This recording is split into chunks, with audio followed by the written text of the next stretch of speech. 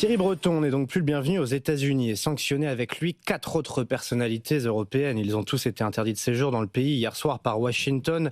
Leur point commun, c'est leur engagement dans la régulation du numérique en Europe. Et Régine Ralech, l'administration Trump, leur reproche, je cite, des agissements qui s'apparentent à de la censure contre les plateformes américaines. La censure n'est pas là où vous le pensez, a tweeté cette nuit Thierry Breton qui se demande, je cite, si un vent de macartisme souffle à nouveau. C'est comme ça que l'ancien commissaire européen a accueilli la nouvelle. Pour l'administration Trump, c'est clair, Thierry Breton est l'architecte du Digital Service Act, l'outil juridique qui permet à l'Europe de réguler le numérique et dans certains cas d'appliquer de lourdes amendes. Et les géants de la tech américaine, les GAFAM, sont clairement dans le viseur. Dernière en date justement, l'amende de 120 millions d'euros infligés à X début décembre par l'Union européenne, qui a d'ailleurs été très mal vécue par Washington.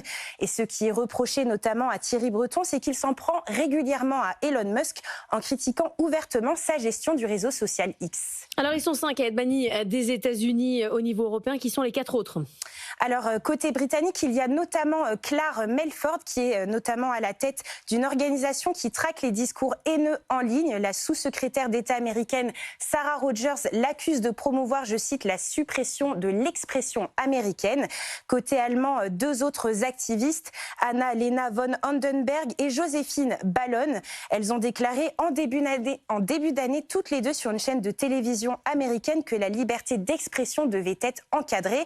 Alors, Washington assume pleinement ses positions. D'ailleurs, Marco Rubio, le chef de la diplomatie américaine, l'a dit. Si d'autres ne changent pas de cap, la liste peut encore s'allonger. Merci Régine, et direction Washington. Justement, on vous retrouve Antoine Hollard, correspondant de BFM Business. Alors clairement, il faut interpréter ces annonces comme de la vengeance.